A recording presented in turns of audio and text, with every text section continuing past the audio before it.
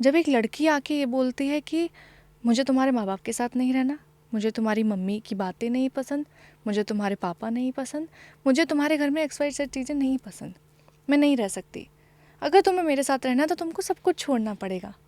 जो मैंने कही थी आपसे कि एक बदलाव होता है, बदलाव 2 तरीके के होते हैं, और ये जो बदलाव है ना, जिसमें आपके माँ बाप को आपसे अलग किया जाता है, जिसमें आपकी पूरी ज़िंदगी को आपसे अलग किया जाता है, वो आपके वजूद के साथ समझौता होता है। इतने टाइम से करते करते आप एकदम से बोल देते हो कि नाउ अब I am not taking it, it's a marital rape. और ऐसे हमारे कानून भी है, ऐसे हमारे कि कानून ठीक भी है, है कि अगर एक्सेप्टेड है ये। लड़की ने बोल दिया है तो वो सच होगा। डू यू बिलीव लाइक कि कुंडली वुंडली मिला के शादी करनी चाहिए, ऐसा कुछ होता है? आप मतलब आप बिलीव करते हो? आपकी शादी कैसे हुई है? कुंडली मैच वैच मिलाए थे कैसे, या ऐसी पसंद आ गई कर ली? हमारे पसंद आई हो कर ली। ओके। देखिए, मैं भगवान में मानती हूँ, मैं आडंबर में नहीं मानती। तो फिर से एक नए एपिसोड में स्वागत करते हैं हम आपका। Thank you so much. कैसे हो आप? बहुत अच्छी। क्या सीखा पिछले पॉडकास्ट से और क्या सुनने को मिला? बहुत कुछ सुनने को मिला। बताओ जरा। अ, कि मैं बहुत ज़्यादा जो है या तो मर्दों के फेवर में हूँ या औरतों के खिलाफ हूँ। इट इज़ लाइक कि मैंने एक दुश्मनी मोल ले रखी है औरतों से कि ये हमारे समाज की नहीं हो सकती है। क्या क्या कमेंट्स आए आपको?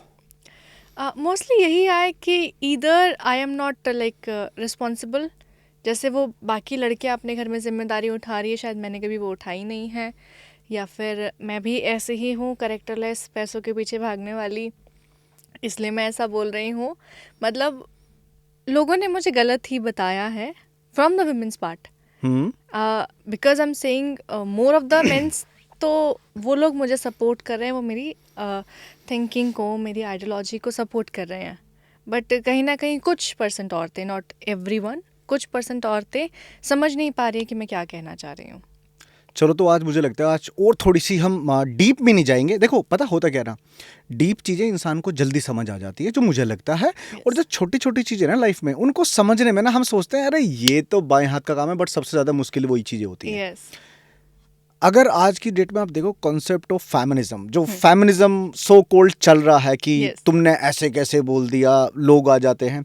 अगर मैं आपसे पूछूं कि क्या है फेमिनिज्म का मतलब? देखिए, as per the dictionary feminism का मतलब ये होता है कि women should have equal rights and opportunities as equal to main.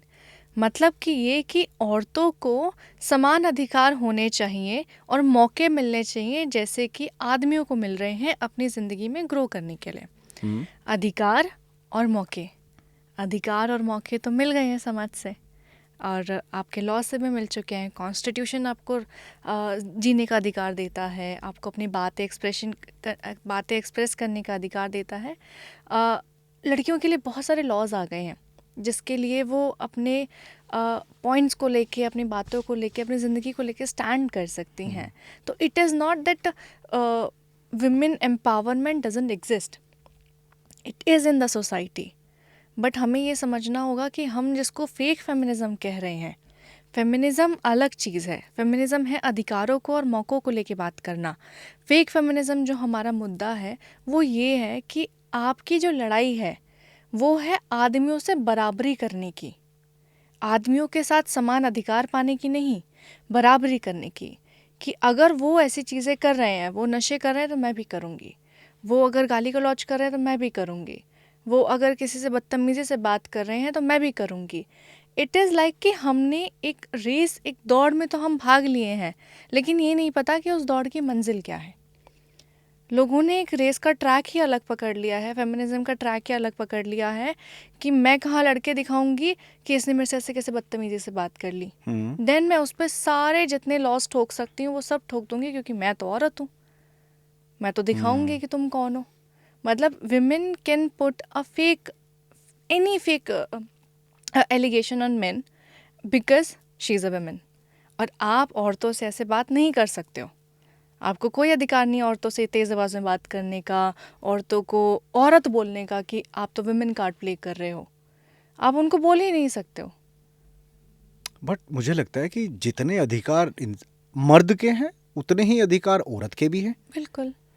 अब मिस गाइडेड बोलूँगा मैं इस चीज़ को कि कुछ लोगों की फेक फेमिनिज्म की वजह से ये सारी चीजें पॉप अप होके आ जाती कि अच्छा तूने लेडीज को, भाई यार सिंपल सी बात है, जब एक लेडीज आदमी को बोलने के राइट्स रखती हैं, सेम इसी को फेमिनिज्म जो अभी हाँ। आपने बताया, इसी को मैं थोड़ा सा अदर वे में थोड़ा एक्सप्लेन करने की कोशिश कर रहा हूँ कि अगर एक वुमेन्स या एक औरत किसी इंसान को, किसी मर्द को कुछ बोल रही है तो I think she having a rights also. Yes. Same on another side मर्द को भी वो राइट्स है कि वो भी आपको उसका रिप्लाई बैक दे सकता है। बिल्कुल। तो सबसे पहले तो ये थॉट आपने क्लियर करा, मुझे लगा कि जो जिन लोगों ने कमेंट्स किए होंगे ना तो उनको पता लग गया होगा।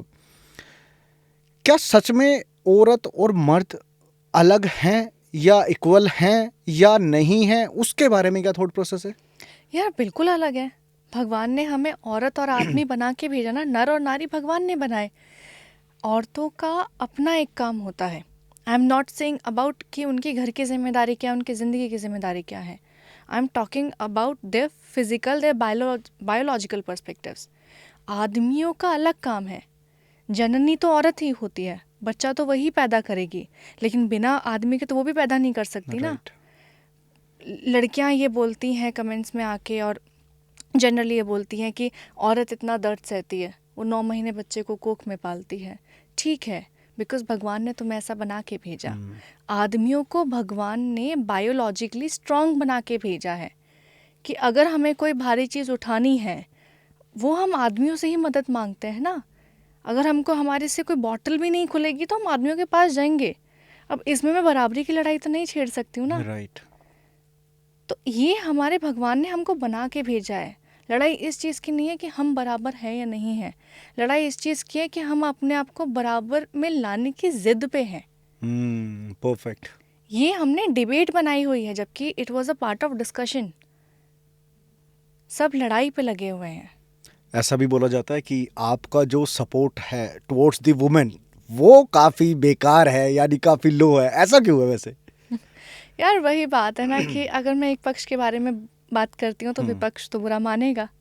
आप चाहे पॉलिटिकल चीज़ों के बारे में बात करें, चाहे आप घर के बारे में बात करें, पापा की बात मानोगे तो मम्मी बुरा मान जाएगी।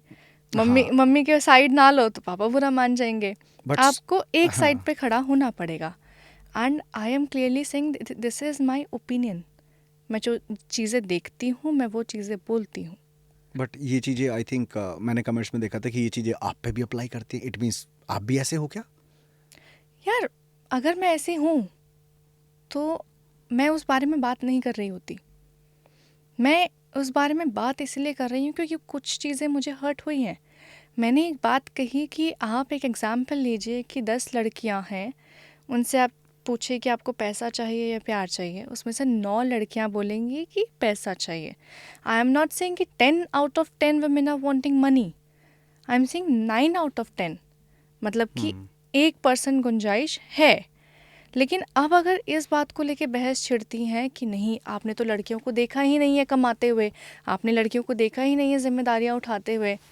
मैं तो बोल रही हूँ ना कि एक लड़कियां करती है, 10 में से एक कर रही है। I am also the part of that 1% of society. मैं ये नहीं कह रही कि सब लड़कियां एक जैसी हैं। मैं ये कह रही हूँ कि आप भी ये मत कहो कि सारे लड़के एक जैसे हैं। राइट। अगर आपने जैसे अभी जिम्मेदारी की बात करी जी तो जिम्मेदारी में कहीं ये तो नहीं लिखा कि ये फीमेल ही लेगी, या जिम्मेदारी ये तो नहीं लिखा कहीं मेल ही लेगा। बिल्कुल। वो तो इक्वल है। आप अपने रिलेशन में किस तरीके से जिम्मेदारी अपनी अपने घर में सब अपनी अपनी पूरी कर रहे हैं, तो उसमें तो मुझे लगता नहीं कि किसी को ऑब्जेक्शन होना चाहिए। बट कुछ होते हैं जो आ जाते हैं। बिल्कुल। और इन चीज़ों का ना मुझे ऐसा आजकल मैं अपने पॉडकास्ट में ना पेरेंटिंग कल्चर को लेके बहुत थोड़ा सा फोकस कर रहा हूँ। ठीक है, मेरा भी बेटा है, ठीक है, तो मुझे ऐसा लगता है कहीं ना कहीं ये चीज़ें हमें अपने पेरेंटिंग कल्चर से मिली आई है। धीरे धीरे जैसे जैसे जनरेशन गैप बढ़ रहा है तो वो कहीं ना कहीं वो कल्चर पीछे छूटता जा रहा है। आप क्या एडवाइस करना चाहोगे? यार मैं ये हमेशा मानती हूँ कि हमने एक बचपन में कहावत सुनी थी कि चैरिटी बिगिंस एट होम। कि आपको अगर कुछ भी बदलाव लाना है अपनी सोसाइटी में तो आपको वो शुरुआत घर से करनी पड़ेगी। और जब हम बच्चों को कुछ सिखाते हैं तो हम बच्चों को एक कहानी सुनाते हैं कि एक राजा था, एक रानी थी, राजा की एक जर्नी थी, रानी की एक जर्नी थी, और उस सब के बाद एक मॉरल ऑफ द स्टोरी आती है। आजकल के जनरेशन में मॉरल ऑफ द स्टोरी पे कोई नहीं जाता, जर्नी ऑफ द स्टोरी को लोग समझते हैं। राइट। अगर मैं आपको एग्जांपल दूं तो फॉर एग्जांपल मैं किसी को ये कह रही हूँ कि मैं अपने बच्चों को समझा रही हूँ फॉर एग्जांपल कि बेटा लड़ाई नहीं करनी चाहिए, नहीं बोलना चाहिए, किसी के साथ बदतमीज़ी नहीं करनी चाहिए, धोखा नहीं देना चाहिए, अगर आप ऐसा करोगे तो आपके साथ बुरा होगा। बच्चे जो हैं वो मॉरल ऑफ द स्टोरी पे नहीं जाएंगे कि ऐसा करने से सज़ा मिलती है, वो पहले करके देखेंगे। तो आप बच्चों को जैसा दिखाओगे, अगर आप उनके साथ अब्यूसिव लैंग्वेज में बात करोगे, आप अगर उनको ये सिखाओगे कि हाँ लड़कियों के साथ बदतमीज़ी करी जा सकती है, अगर आप लड़कों को ये बताओगे कि नहीं तुम्हें रोना नहीं चाहिए, क्या लड़कियों की तरह रो रहे हो, तो वो अपने एक्सप्रेशंस नहीं बता पाएंगे। आई एम सेइंग कि जैसा आप एनवायरनमेंट रखोगे बच्चों के साथ वो वही सीखेंगे। आप बच्चों के साथ अगर गंदी चीज़ें प्रमोट करोगे, गंदी चीज़ों से मेरा मतलब ये है कि आप या तो नशे के बारे में बात कर रहे हैं, आप ड्रग्स के बारे में बात कर रहे हैं, इधर आप स्मोकिंग और ड्रिंकिंग के बारे में बात कर रहे हैं और आप उनके सामने कर रहे हो, तो हाउ कैन यू एक्सपेक्ट कि आप बच्चे को बोल रहे हो कि नहीं बेटा smoking is injurious to health and at the same time you are smoking. बच्चा तो यही कहेगा ना, if it is injurious then why are you doing this. Right. अगर ये गलत है तो आप भी मत करो। तो वही है, किसी को ज्ञान देने से पहले, किसी को कुछ समझाने से पहले आपको खुद समझना पड़ेगा कि अगर हम नहीं करेंगे तो वो भी नहीं करेंगे। तो बच्चे को जो दिखाओगे वो वही सीखेंगे। और मुझे लगता है कि हर एक इंसान की जीवन में पेरेंटिंग की बहुत इम्पोर्टेंस होती है कि बिल्कुल। आप कैसे बड़े हुए हो, आप किस कल्चर में डेवलप्ड हुए, उसी हिसाब से आपका आगे का बिहेवियर, आपका आगे का प्यार, मतलब कि आप रिश्तों की कदर कैसे करो, as simple as that. Your life depends on like how you grow up. Right. आप जैसे बड़े होते हो आप वही तो रहते हो ना। अगर हम किसी को बहुत नाजों से पालेंगे कि नहीं नहीं बच्चे मिट्टी में नहीं गिरना, मिट्टी के साथ नहीं खेलना, इस चीज़ को हाथ नहीं लगाना, देन इफ़ अगर वो like at some point of time, at some point of age वो मिट्टी के कांटेक्ट में आएगा तो वो बच्चा एलर्जिक तो होगा ही ना, बिकॉज आपने उसको बचपन से दूर रखा है। ये एक बहुत छोटा सा एग्जाम्पल है। हम बच्चों को, हम लोगों को उनकी ज़िंदगी जीने ही नहीं देते हैं, हम उनको पहले ही रोक देते हैं। आप उनको गिरने तो दो, उनको ठोकर तो खाने दो, तभी तो वो सीखेंगे। आप अपने एक्सपीरियंसेस उन्हें बता सकते हो, बट यू कांट आप उनको रोक नहीं सकते अपनी ज़िंदगी के एक्सपीरियंस लेने से।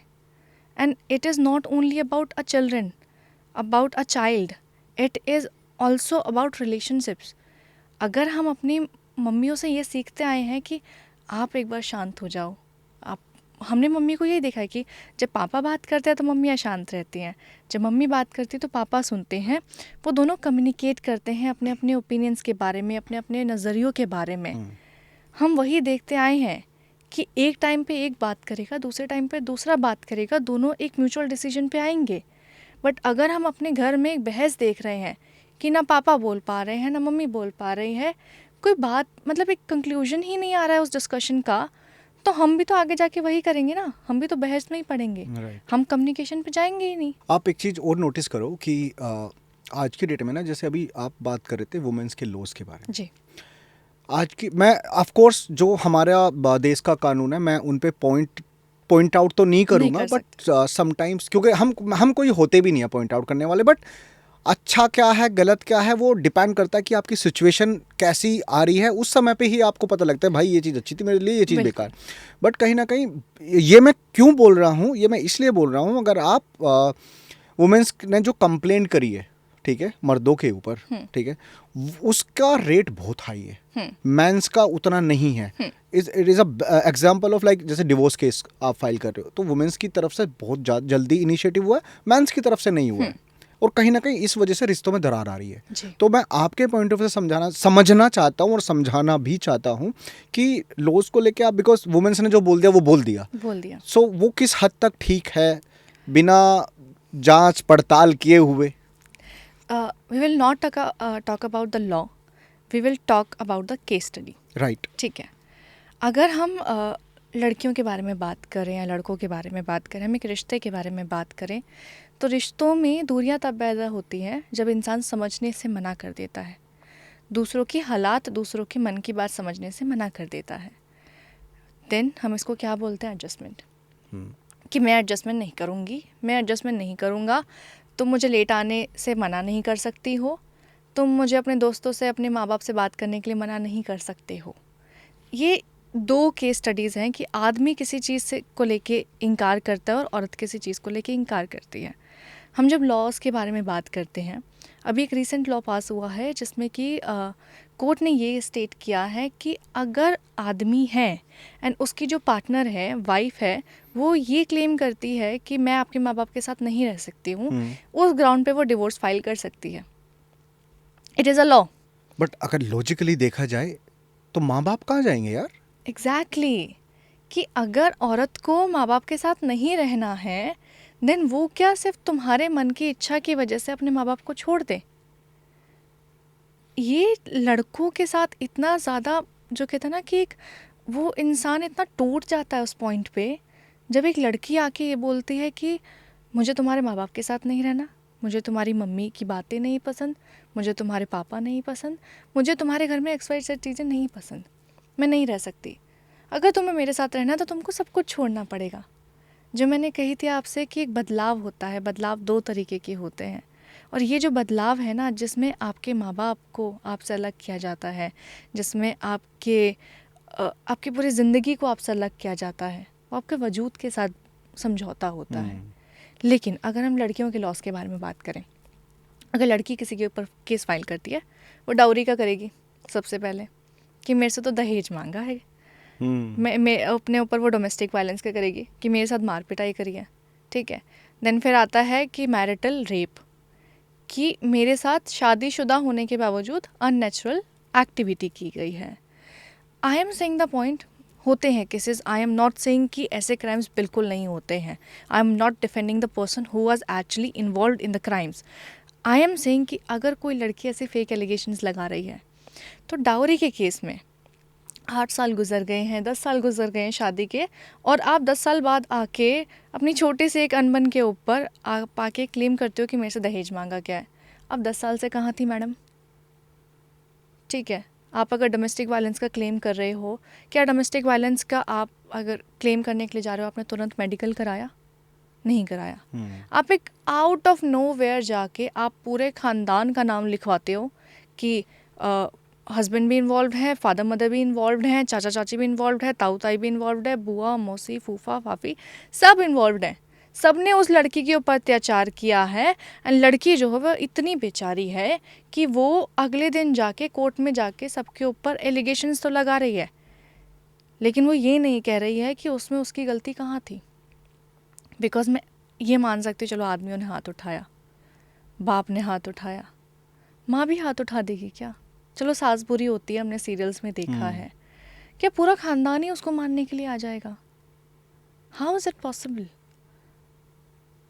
नहीं हो सकता, नहीं ऐसा हो नहीं सकता। हो सकता। कहीं कोई एक पर्सन तो ऐसा होगा जिसने तुम्हारा सपोर्ट किया होगा। एंड देन मैरिटल रेप के बारे में बात आती है।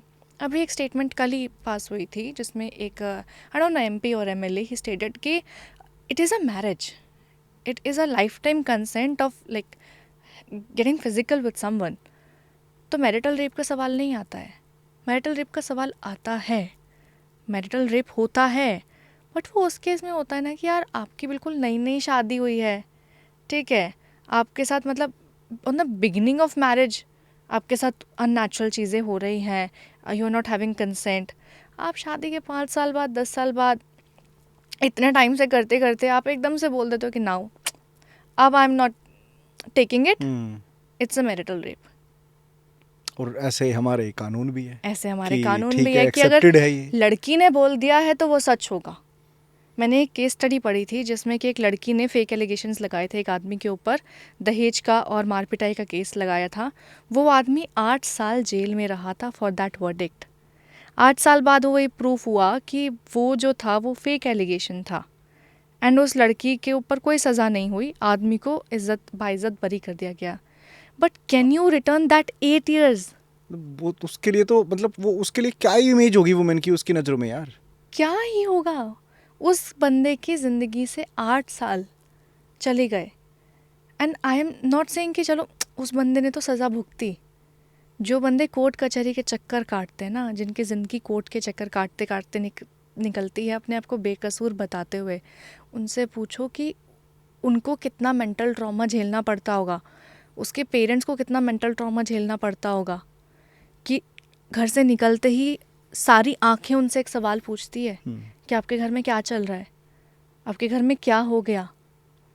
एंड उस बंदे के पास, उस पेरेंट के पास कोई जवाब नहीं होता बताने के लिए कि हमारे साथ गलत हुआ, बिकॉज हमारी सोसाइटी ने तो बोला हुआ है कि औरतों के ऊपर अत्याचार होता है, आदमी अत्याचारी है। पता है मैं ये टॉपिक क्यों डिस्कस कर रहा हूँ, इसके पीछे ना एग्जाम्पल नहीं दूंगा, रियल बताता हूँ। नाम नहीं ले सकता क्योंकि डेली मिलना है। हाँ। एक क्लाइंट बोल दूँ या दीदी बोल दूँ या बहन बोल दूँ या ऐसा ही कुछ मान लो। हस्बैंड है, वाइफ और बच्चा है, डिवोर्स हो गया, हस्बैंड ने अपना कहीं और चला गया, जो डिवोर्सी वाइफ थी वो भी अपना जो भी जॉब वॉब कर रही हैं, अपना पेट पाल रही हैं, अपनी लाइफ को कैरी फॉरवर्ड कर रही हैं। यस। मैं उस बच्चे को ना मैं डेली देखता हूँ और लिटरली मेरी आंखों में ना आंसू आ जाते हैं, क्योंकि वो अपनी मदर के मम्मी के घर पे रह रहा है, नाना नानी के पास में, ठीक है। और मैं पता नहीं मेरे पे ना, मतलब मैं हूँ ऐसा यार इमोशनल बंदा मैं, कि मेरे पे ना बच्चों का दर्द नहीं बर्दाश्त होता भाई। और ये जो मैं आपसे चीज़ें डिस्कस कर रहा हूँ, मैं ये नहीं डिस्कस कर रहा कि डिवोर्स मत लो, ये मत लो, जो लेना लो, आपकी अपनी लाइफ है, लो भाई, मैं कोई नहीं होता। बट यार एक बार ना उस बच्चे के लिए सोच लो, जो या तो तुमने, सिंपल सी बात है, तुमने शादी करी, तुम्हारे बच्चे नहीं है, तो जहाँ जाना जाओ, जिस भी जहन्नुम में गिरना जाओ गिरो, पर यार उस मासूम की क्या गलती है भाई, जिसको तुम दोनों ने जन्मा है। बिल्कुल। अरे मत बात करो एक दूसरे से, कोई दिक्कत नहीं, कम से कम उस बच्चे के लिए तो रह लो। आपको पता है अभी किन्हीं सर से मिला था मैं, he is a very senior guy. कहते हैं परम तुझे पता है अगर 100 केस रजिस्टर्ड हो रहे हैं ना, ठीक है, तो कहता 2 या 3% जेन्युइन केसेस है। यस। बाकी कहता 98% कहता फेक एलिगेशन है। और उस 98% में से मैक्सिमम जितने भी केसेस हैं वो वुमेन्स की तरफ से हैं। और कहता है कुछ केसेस में तो ऐसे बच्चे होते हैं ना, कहता है यार मैं फीस भी नहीं लेता उनसे, वो फ्री एडवाइजरी देता है इनको, फ्री केस लड़ता है, जस्ट बिकॉज ऑफ, कहता उसकी लाइफ में भी कुछ हुआ था, ठीक है, कहता सिर्फ एक बच्चे की वजह से मैंने अपनी कंसल्टेंसी छोड़ दी डिवोर्स केसेस के लिए। कहता यार अब वही वाली बात है, हर एक बंदा ऐसा नहीं सोच सकता, तो ये पॉडकास्ट इसलिए बनाया जाता है कि यार इनको देखो और जो भी आपके आसपास के लोगों उनको शेयर करो, ठीक है। इसलिए नहीं कि भैया मेरे को व्यूज़ आएंगे, वो एक सेकेंडरी ऑप्शन है यार। भाई जो बच्चे हैं ना यार, मेरे को ना बच्चों से मतलब होता है यार कि देखता हूँ ना उसे, मेरा बड़ी आत्मा खिलसती है भाई साहब सुबह सुबह। उस मासूम की क्या गलती यार, तुम्हारे सेपरेशन में वो बच्चा भुगतता है कसम से। और वो कहते हैं ना कि खाना खिलाने के लिए माँ का हाथ चाहिए होता है, कंधे पे बैठाने के लिए बाप चाहिए होते हैं, बाप के कंधे चाहिए होते हैं। अगर एक चला जाएगा तो उस बच्चे का कहाँ क्या होगा।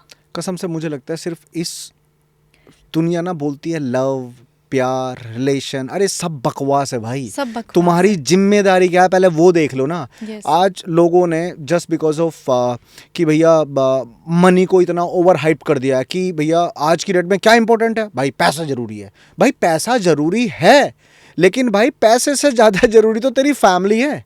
तुमने पैसा कमा लिया, फैमिली तुम्हारे पास है नहीं, क्या जरूरत का कर लोगे भाई। जॉन एलिया साहब का एक शेर है कि सोचूं तो सारी उम्र मोहब्बत में कट गई, देखूं तो एक शख्स भी मेरा नहीं हुआ। अगर हम अपनी ज़िंदगी का पूरा सार निकाल के लेके आए तो हम अभी किस चीज़ के पीछे भाग रहे हैं। करियर बनाना है, ये पाना है, पैसा कमाना है, घर बनाना है, प्रॉपर्टी कमानी है, हम इन चीज़ों के पीछे भागे हुए हैं। हम ये नहीं सोचते कि पीछे बैठ के घर में कोई हमारा इंतज़ार कर रहा है, हम उनके साथ सुकून से एक कप चाय भी पीने के लिए राइट। हमारे मम्मी पापा बैठे रह जाते हैं पूरा दिन पूरी रात इंतज़ार करते करते कि बच्चा आएगा, घर पे आएगा, बैठेगा, बात करेगा, खाना खाएगा, और हम बोलते नहीं हम बहुत बिज़ी हैं। हमारी पूरी ज़िंदगी भागते दौड़ते निकल रही है और जो हमारे अपने हैं ना, हम उसको वक्त देना मुनासिब ही नहीं समझते हैं। और आपने बात की जब डिवोर्स होता है ना, डिवोर्स में जब बच्चा अलग होता है, बच्चे की कस्टडी का एक चैप्टर आता है कि बच्चा किसके पास रहेगा। बाप के लिए भी बच्चा उतना प्यारा, माँ के लिए बच्चा उतना प्यारा, वो ना बच्चा खींचता है, ठीक है। और डिवोर्स के टाइम पे मेरे को जो सबसे ज़्यादा चीज़ हर्ट होती है ना, वो होती है एलिमनी वाला पार्ट, कि लड़की वाले मांग करते हैं कि हमारा शादी में इतना खर्चा लगा था, 50 लाख, 60 लाख, 25 लाख, 10 लाख, जितना भी लगा था XYZ अमाउंट, हमारा इतना खर्चा लगा था, अभी डिवोर्स हो रहा है तो हमको वो जो खर्चा है वो वापस चाहिए। ठीक है भाई, खर्चा तो आदमी का भी लगा था, हाँ, उसने लड़कों भी तो वालों का खाना भी खिलाया था ना। खाना तुम्हारी बेटी को भी खिलाया है, तुम्हारी बेटी का अगर कोई बच्चा हुआ है तो उसको भी खिलाया है। कितने मतलब डेली एक्सपेंसेस अगर हम गिनने लग जाएं तो चिप्स कुरकुरे से लेके हम लोग कितना खर्चा कर देते हैं। यहाँ लगाओ ना फेमिनिज्म। यहाँ लगाओ ना फेमिनिज्म कि तुमको एलिमिनेट चाहिए, तुमको मेंटेनेंस चार्ज चाहिए। एक तरफ तुम लड़ाई करती हो कि हमें इंडिपेंडेंट होना है, हमको इक्वालिटी के राइट्स चाहिए, हमको एम्पावर होना है। तुम्हारी इक्वालिटी वहाँ कहाँ जाती है जब तुम लड़के वालों से एलिमनी डिमांड करते हो, मेंटेनेंस चार्जेस डिमांड करते हो कि हमें तो प्रॉपर्टी में इतना हिस्सा चाहिए। क्यों? बच्चा पालना और खुद को पालना है। अरे खुद को पालने के लिए खुद काबिल बन जाओ ना, जॉब करो, पढ़ी लिखी हो ना। अरे पढ़ी लिखी नहीं भी हो तो भी तुम्हारे लिए नौकरी है, सिलाई कढ़ाई की जॉब है, मजदूरी की जॉब है। Be any one you want, be any thing you can do. But उस लड़के के मतलब लड़के वालों के पास पैसा अगर नहीं भी होगा ना, एक लॉ है कि बच्चे का अपने बाप की प्रॉपर्टी पे कोई हक नहीं होता, ठीक है, लेकिन बच्चे का अपने दादा लाई की प्रॉपर्टी पे हक होता है। ठीक है, दादा ने मेहनत कर करके जोड़ लिया, ठीक है। अभी एक आउट ऑफ नोवेयर एक लड़की आके डिवोर्स क्लेम कर रही है और क्लेम कर रही है कि जो तुम्हारे बाप की प्रॉपर्टी है उस पर मैं हक ले लूँगी अपने बच्चे के ऊपर। हाँ, जो भी सेपरेशन के टाइम पे जाएंगे। सेपरेशन हाँ। के टाइम पे। तो मेरा वही पॉइंट है कि वाई तुमको अपनी ज़िंदगी में ज़िंदगी जीने के लिए दूसरों का पैसा क्यों चाहिए? मैं औरतों के ख़िलाफ़ नहीं हूँ, मैं आज भी कहती हूँ, मैं भी एक औरत हूँ, ठीक है। मैं हमेशा एक बात कहती हूँ कि मैं मेंटालिटी के ख़िलाफ़ हूँ, मैं उनकी सोच के ख़िलाफ़ हूँ कि तुम दूसरे इंसान के ऊपर निर्भर हो। लेकिन अगर तुम्हें कोई ये बात कह दे कि तुम निर्भर हो तो तुम सब एक तरफ होके फेमिनिज्म का झंडा लहरा देती हो। देखो, मैं ना एक फैक्ट बोलूँगा और जो भी सुन रहे हैं देख रहे हैं कहीं ना कहीं वो इस चीज़ से एग्री भी करेंगे। औरत बहुत त्याग करती है। यस, ठीक है, बहुत त्याग करती है। हाँ, बच्चे को पालना पोसना बड़ा करना बाप के बस की नहीं है। नहीं है, बिल्कुल भी नहीं है। बाप बाहर के ही काम संभाल सकता है, लेकिन आज की डेट में ना उन चीज़ों की कदर नहीं कर रहे यार लोग बाग। देखिए वही बात है ना कि इमोशनल क्वेश्चन भगवान ने, सेंसिबल भगवान ने औरतों को बनाया है। जितना लड़कियां इमोशनल होती है ना छोटी छोटी चीज़ों को लेके, आदमी नहीं होता। आदमी बहुत प्रैक्टिकल पर्सन है। अगर उससे तुम ये बोलोगे ना कि मुझे भूख लगी है तो वो तुम्हारे लिए खाना ला के देगा। वो तुम्हारी क्रेविंग्स पे नहीं जाएगा कि तुम्हें खट्टा खाने का मन है या मीठा खाने का right. मन है। आदमी बहुत प्रैक्टिकल है, औरत बहुत सेंसिबल है। हमारी माओ ने त्याग किया है। उन्होंने रातों को जाग जाग कर, अगर हमें बुखार चढ़ा है तो उन्होंने ही हमारे माथे पे पट्टियाँ लगाई हैं।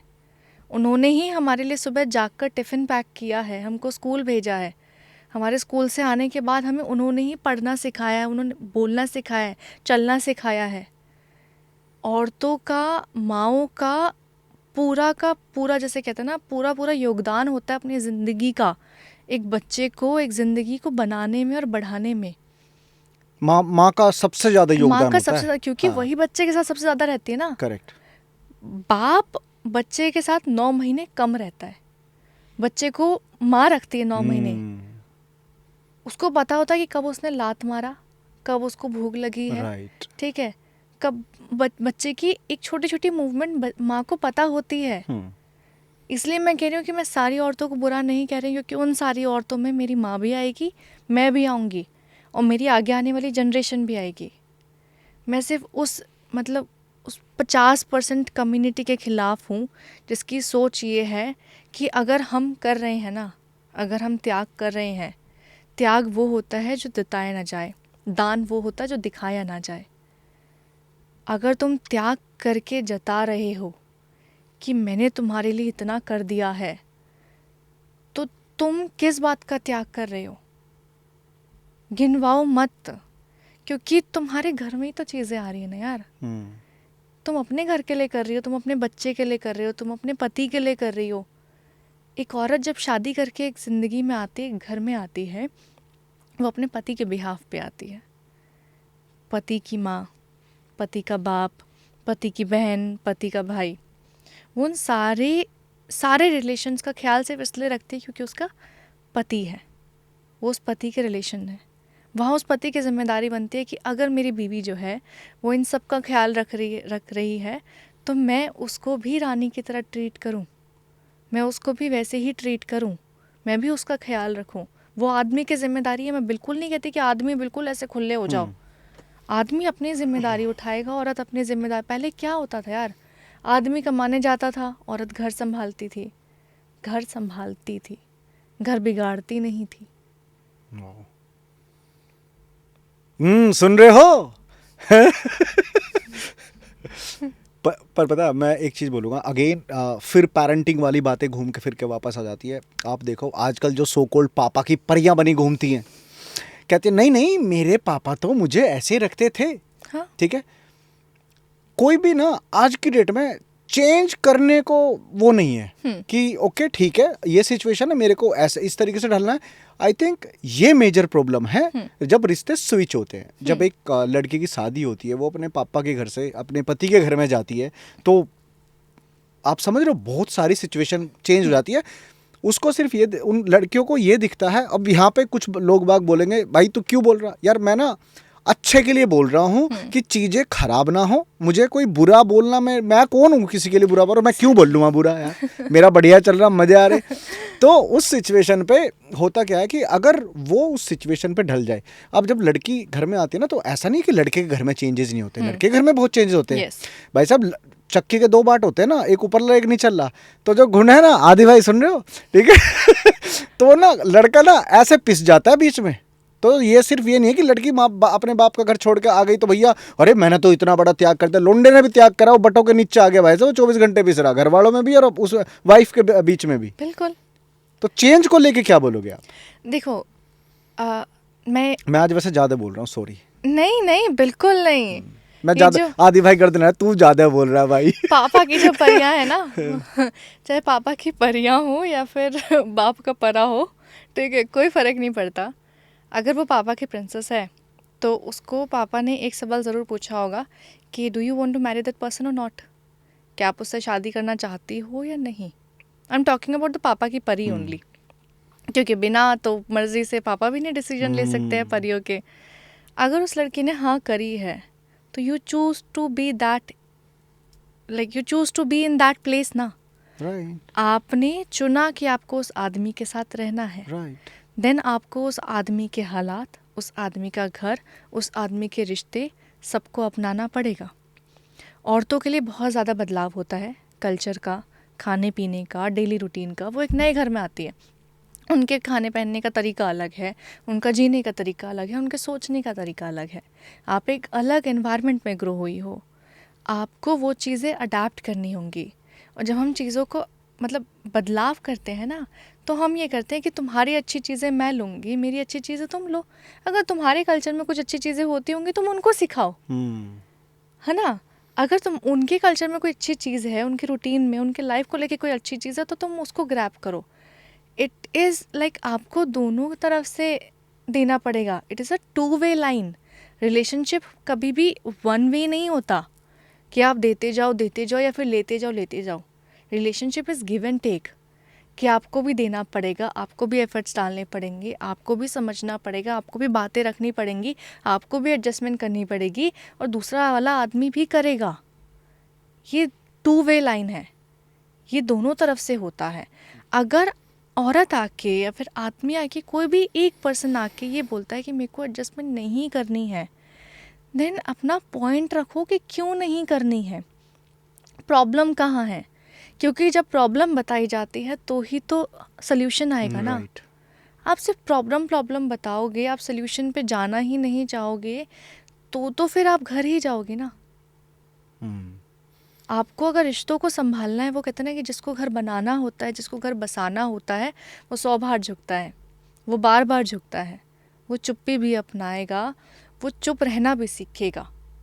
लेकिन जिसको घर नहीं बनाना, जिसको घर नहीं बसाना ना, वो बार बार टक्कर काटेगा। ये सारी जो लड़ाई है, ये अहम की लड़ाई है, ये वहम की लड़ाई है। रिश्तों में जो दूरियां आती है ना, ये मैं की वजह से आती है कि मैं तो ये हूँ, मैंने ये कर दिया, मैंने वो कर दिया। जिस रिश्ते में मैं आ गया ना, वहाँ हम की कोई गुंजाइश नहीं रहती, वहाँ हम बचता ही नहीं है, क्योंकि वहाँ पे एक तरफ दूसरा मैं खड़ा होगा और इस तरफ मैं, और फिर तो आपस में टक्कर ही फिर तो मारेंगे। मैं और तू ही होगी। तू मैं ही होगी, वहाँ हम तो कुछ बचेगा ही नहीं ना। आप देखो कि डू यू बिलीव लाइक कि कुंडली वुंडली मिला के शादी करनी चाहिए, ऐसा कुछ होता है? आप मतलब आप बिलीव करते हो? आपकी शादी कैसे हुई है? कुंडली मैच वैच मिलाए थे कैसे, या ऐसी पसंद आ गई कर ली? हमारे पसंद आई हो कर ली। ओके।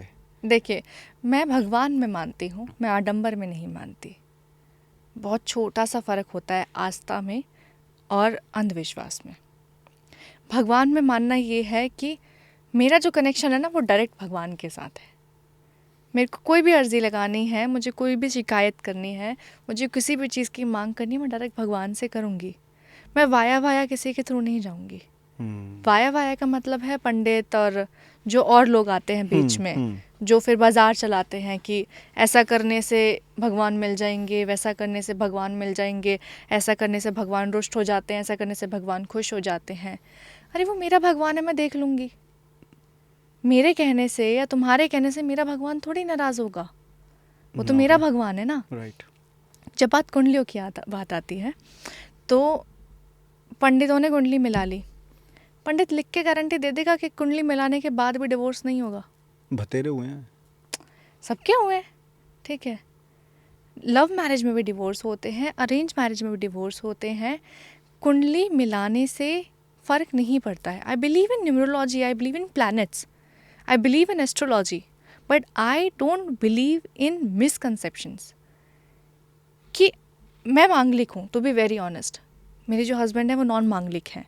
अकॉर्डिंग टू एस्ट्रोलॉजी मांगलिक और नॉन मांगलिक को शादी नहीं करनी चाहिए, हेल्थ इश्यूज आते हैं। लेकिन मैं, अब मेरे पास अगर एक पॉइंट है चुनने का कि मैं अपने प्यार को चुनूं या मैं पंडित की बात को सुनूंगी, तो ऑब्वियसली मैं प्यार को चुनूंगी, ठीक है। ये हम दोनों का फिर एक म्यूचुअल डिसीजन होगा कि हम दोनों को साथ रहना है या नहीं रहना, उस इंसान के बारे में बात करने, उस इंसान के बात पे विश्वास करने के लिए जिसको खुद का फ्यूचर नहीं पता। राइट। ठीक है, if pandit can predict future, then वो खुद क्यों यहाँ बैठा है? उसको भी तो करोड़पति हो जाना चाहिए। I am not talking about everyone, I am talking about जो कि बिजनेस चला रहे हैं, टू बी वेरी क्लियर।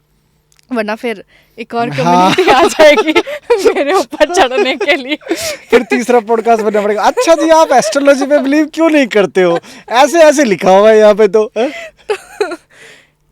मैं ये कहती हूँ कि अगर कोई इंसान आपका भविष्य देख सकता है, आपका भविष्य बता सकता है, तो उसने अपना भविष्य देख के क्यों नहीं बदलाव किया?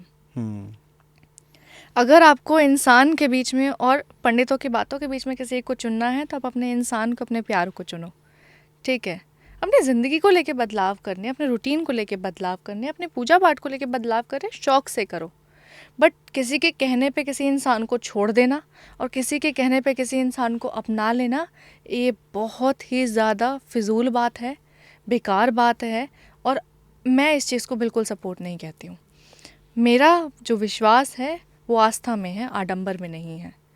आप भी एक सोशल इन्फ्लुएंसर हो, ठीक है? So called. हाँ So called. हाँ, सो कोल्ड। ओके। आप देख रहे हो कि जैसे जैसे 15-15 20-20 सेकंड में रील्स ऐसे स्क्रॉल डाउन हो रही है ना, वैसे वैसे ना बंदे सोच रहे बंदे भी इसको भी ऐसे स्क्रॉल डाउन करें। Yes. अगर मैं पूछूं आपसे कि आज की डेट में सोशल मीडिया क्या मैसेज छोड़ रहा है या क्या इम्प्रेशन डाल रहा है आज के यूथ के ऊपर, और उन चीज़ों को कैसे समझना चाहिए? बिकॉज जो 16, 17, 18 साल के होंगे वो आपको ज़रूर पसंद करते होंगे, तो वो सुन रहे होंगे, तो उनके लिए कुछ बताओ। यार, कहते हैं ना, किसी चीज़ को पसंद करना अच्छी बात है, लेकिन अगर उसको आप अपने ऊपर हावी होने दे रहे हो तो वो गलत हो जाता है। और सोशल मीडिया की एक बात है कि मैंने कहीं पढ़ा था कि खुश रहना बहुत आसान है, खुश दिखना बहुत मुश्किल है। सोशल मीडिया पे आपको अपने आप को खुश दिखाना है, और आप खुश कैसे दिखाओगे? महंगे कपड़े, महंगी गाड़ियाँ, महंगे स्पॉट्स, आप अलग अलग जगह पे जा रहे हैं, आप खर्चा कर रहे हैं, कैफ़ेज़ में बैठ रहे हैं, आप अपना एक लाइफस्टाइल दिखा रहे हो which is quite expensive, which is quite out of the range of normal people. जो आम लोगों की ज़िंदगी का हिस्सा नहीं है, वो आपकी ज़िंदगी को देख के फैंटेसाइज़ करते हैं। देन वो अपनी ज़िंदगी में ना एक दौड़ में लगने लग जाते हैं कि हमें वैसा पाना है। एम्बिशंस होना, ड्रीम्स होना, गोल्स होना is a different thing, but over hype चीज़ों के पीछे भागना is a different thing. Social media का देखो, हर चीज़ का एक पॉजिटिव इम्पैक्ट भी होता है, नेगेटिव इम्पैक्ट भी होता है। हम अपनी बात बहुत आसानी से रख सकते हैं सोशल मीडिया पे। मैं भी अपनी बात रख रही हूँ तो सोशल मीडिया पे रख रही हूँ, बट आप उसको कितना तवज्जो दे रहे हैं वो मायने रखता है। मेरा स्क्रीन टाइम आज भी चेक करोगे तो it is hardly 1 hour in a whole day, because मेरा काम क्या है, मैंने पोस्ट कर दिया, मैंने डाल दिया, ख़त्म। It is not my thing कि मैं 2-2 घंटे 3-3 घंटे बस वो 60 second content 30 second content scroll करे जा रही हूँ। बिकॉज आपकी ज़िंदगी में अगर वो स्क्रॉलिंग ही चल रही है तो आपकी पूरी ज़िंदगी ही स्क्रॉल बन जाएगी। बिकॉज लेफ़्ट स्वाइप और right swipe is not life. अगर हम देखें तो आपकी ज़िंदगी क्या है, आपने कोई रील देख ली, आपने 1 घंटा 2 घंटा सोशल मीडिया पे बिता दिया, इंस्टाग्राम फेसबुक, इधर इंस्टाग्राम बंद करोगे फेसबुक खोलोगे, फेसबुक बंद करोगे यूट्यूब खोलोगे। It is a human pattern जो हमारा बदलता जा रहा है, ठीक है, बट हमारा कल्चर कितना बिगड़ रहा है उससे हमें ये देखना पड़ेगा। सोशल मीडिया पे अच्छी चीज़ें भी हैं, बुरी चीज़ें भी हैं, आपको देखना क्या है वो मैटर करता है। क्रिंज कंटेंट जैसे मैंने कहा मैं नहीं देखती हूँ तो सोशल मीडिया पे वक्त बिताओ, लेकिन उतना बिताओ कि आप दूसरी चीज़ों को भी वक्त दे सको, आप पढ़ सको, आप किताबें पढ़ सको, आप अपनी ज़िंदगी के बारे में अपने गोल्स के ऊपर काम कर सको, आप अपने माँ बाप के साथ बैठ सको, आप अपने दोस्तों के साथ वक्त एंजॉय कर सको। आप रियल लाइफ में जीना सीखो, रियल लाइफ में नहीं रखा कुछ भी, क्योंकि वो 60 सेकेंड की होके फिर बदल जाएगी। लास्ट में जाते जाते एक सवाल मेरे को पूछ रहे हैं जी। और जो आपको देख रहे होंगे मुझे लगता है वो आपसे सुनना चाह रहे होंगे। आपने बहुत अच्छी अच्छी बातें करी, बल्कि हमने बहुत अच्छी अच्छी बातें करी, हमने दुनिया को नॉलेज दी या दुनिया को सिखाने की कोशिश कर रहे। आप अपना घर कैसे मैनेज कर रहे हो? एडजस्ट करके, कम्युनिकेट करके, बात करके। कम्युनिकेट करने का मतलब ये होता है कि अगर आप किसी सिचुएशन में हो, आप बात करो। बात करने का मतलब सिर्फ बोलना नहीं होता, मैं बार बार ये बात कहती हूँ। आप दूसरे इंसान की सुनो, समझो, उसका नज़रिया क्या है उस चीज़ को देखने को लेके। अगर कोई भी मतलब फॉर एग्जांपल XYZ कोई भी चीज़ हुई है, अगर एक गाड़ी भी पार्क हुई है और अगर वो इंसान कह रहा है ना कि गलत पार्क हुई है, इसको ऐसे होना चाहिए, सुन लो यार, तुम्हारा क्या जा रहा है, सुनो, अपनी बात रखो। जब आप चीज़ों को लेके, आप लोगों को लेके, आप अपने घर में हुई इंसिडेंट्स को लेके बात करोगे ना, तो आप पर्सपेक्टिव जानोगे, आप नज़रिया जानोगे। अगर मैं सिर्फ कंप्लेन कर रही हूँ कि तुम्हारी मम्मी ने ऐसा कर दिया, तुम्हारे पापा ने ऐसा कर दिया, उन्होंने मेरे से ऐसे बोल दिया, उस इंसान की सुनो कि मम्मी का नेचर ऐसा है, मम्मी की आदत है थोड़ा ज़्यादा बोल देने की, मम्मी का मन साफ है। अगर वो इन चीज़ें आप सुन लोगी तो आप समझ जाओगे कि हाँ, उनका नेचर ऐसा है, उनका मकसद आपको हर्ट करने का नहीं है। मैं अपने घर में, अपनी ज़िंदगी में, और ये 2 वे है, आदि और मैं बात करते हैं हर चीज़ को लेके, हर बात को लेके। अगर कोई कमेंट भी आएगा तो मैं उसके बारे में बात करूँगी कि ऐसी चीज़ आई है। वो अपना पर्सपेक्टिव, वो अपना नज़रिया रखेगा, मैं अपना नज़रिया रखूँगी, वो मेरा बात सुनेगा, वो अपनी बात कहेगा, और अगर वो बोल रहा है तो मैं चुप रहूँगी। अगर वो गुस्से में है तो मैं चुप रहूँगी, मैं उसके गुस्से का रीज़न समझूँगी, क्योंकि वो मेरा पति है, उस इंसान से मैंने प्यार किया है, उस इंसान को मेरे से ज़्यादा कोई नहीं जानता। तुम्हें अपने प्यार पे, अपनी ज़िंदगी पे इतना भरोसा रखना पड़ेगा कि तुम उसका नेचर समझो ना। अगर तुम्हारे पार्टनर को पर्सनल स्पेस चाहिए, प्राइवेट स्पेस चाहिए, अगर तुम्हें पता है कि वो इंसान चुप रहने वाला इंसान है, तो उसको थोड़ी देर चुप रहने दो। अगर तुम्हें पता है कि वो इंसान जो है वो अगर परेशान होता है तो उसको थोड़ी देर अकेले रहना पसंद है, उसको अकेले बैठना पसंद है, अकेले बैठने दो। अगर तुम्हें पता है कि उस इंसान को पसंद है किसी के साथ जेल आउट करना, मस्ती करना, तो उसको करने दो यार, वो तुम्हारा ही तो पार्टनर है। अगर वो तुमको तुम्हारी चीज़ों में सपोर्ट करता है तो तुम उसका सपोर्ट करो। राइट। अगर उसको दोस्तों के साथ बैठना, हंसी मजाक करना, मस्ती करना, घूमना फिरना पसंद है तो support him in that thing. वो तुम्हें भी तो सपोर्ट करता है ना। परफेक्ट। तो प्यार वही है कि आप उसकी पसंद नापसंद को सपोर्ट करो ताकि वो तुम्हारी पसंद नापसंद को सपोर्ट करे। अगर आप चाहते हो कि वो तुम्हारी बात सुने, तुम्हें समझे, तो आप पहले उसकी बात सुनना और समझना सीखो। It is a two way thing. Relationship कभी एक तरफा नहीं चल सकती है। दोनों को झुकना पड़ेगा, दोनों को समझना पड़ेगा, दोनों को बैठना पड़ेगा, बात करनी पड़ेगी। बहस करने से कुछ नहीं होता। सल्यूशन चाहिए, बात करो, नहीं चाहिए बहस करो। तो अब कुछ सुना दो, बढ़िया सी तड़कती भड़कती शायरी सुना दो। तड़कती भड़कती शायरी। हाँ, ऐसे मारो फेंक के, ये लो। ये लो। हाँ, यार सुनाओ कुछ अच्छा सा। मेरे को मेरा फोन तो नहीं मिलेगा। फोन तो नहीं मिलेगा।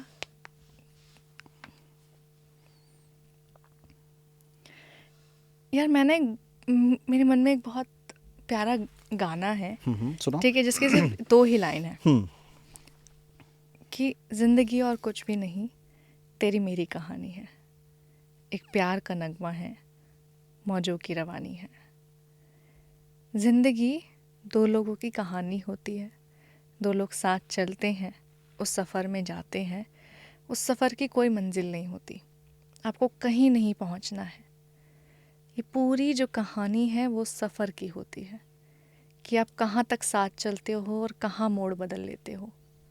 ये ज़िंदगी बस उस सफ़र का नाम है।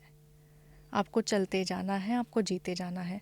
कुछ लोग आपका साथ ताउम्र देते हैं, कुछ लोग बस आपको थोड़ा सा आगे तक चलाने के लिए आते हैं कि बस वो उतने डिस्टेंस के लिए वो आएंगे, आपका हाथ थामेंगे, आपको कुछ सिखाएंगे, आपको प्यार करेंगे और वो चले जाएंगे।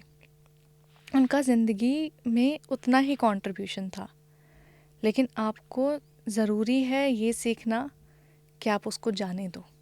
राइट। आप चीज़ों को होल्ड मत करो, जाने देना। अगर कोई भी इंसान आपकी ज़िंदगी से जा रहा है ना, तो उसको जाने देना, क्योंकि मैं एक बात कहती हूँ कि रो कर, बिलख कर, तड़प कर रिश्ते नहीं बनाए जाते हैं। किसी इंसान को आपकी ज़िंदगी में रहना होगा तो वो रहेगा, बहुत प्यार से रहेगा। और अगर किसी इंसान ने कह दिया ना कि वो जाना चाहता है, अगर जाना चाहता है तो फिर जाने दो। क्योंकि आप अगर उसको रोकना चाहोगे भी तो वो मन से जा चुका है। वो ज़बरदस्ती रोकेगा, आज नहीं तो कल जाएगा। चलो जी, जाने वाले को तो खैर कौन ही रोक सकता है, बट मैं तो ये कहता हूँ सफ़र जितना अच्छा होगा, मंजिल उतनी ही बढ़िया होगी, उतनी ही खूबसूरत होगी। Yes, everything happens to be कि आपको या तो कुछ सिखा के जाती हैं या फिर वो आपको बेहतर बना के जाती हैं। तो जो कुछ भी होता है वो आपकी या तो बेहतरी के लिए होता है या फिर आपको बेहतर बनाता है। परफेक्ट। तो कैसा लगा आपको आज? बहुत अच्छा लगा। मैं बहुत जैसे कहते हैं ना कि बहुत सारी चीज़ें अपने मन में लेके आई थी और चीज़ें यही थी कि बस बात करनी है बैठ के, कि लोग मुझे गलत ना समझें। मैं किसी के पक्ष में नहीं हूँ या किसी के विपक्ष में नहीं हूँ, मैं बीच में अपने ओपिनियंस लेके खड़ी हूँ। नहीं, मैं अब यहाँ पे एक चीज़ बोलूँगा, जो समझेंगे वो अप्लाई कर लेंगे तो कुछ अच्छा कर लेंगे। मैं आगे वही बोलने वाली थी कि आपको समझना है तो आप मेरे को अपने पक्षदार समझ लो। करेक्ट। आपको नहीं समझना है तो आप अपने घर बैठे हैं, मैं अपने घर बैठी हूँ। और thank you so much podcast enjoy करने के लिए। बिल्कुल। है ना? Yes. तो thank you so much ma'am. Thank you so much. Thank you Take guys, care. Thank you. Bye guys.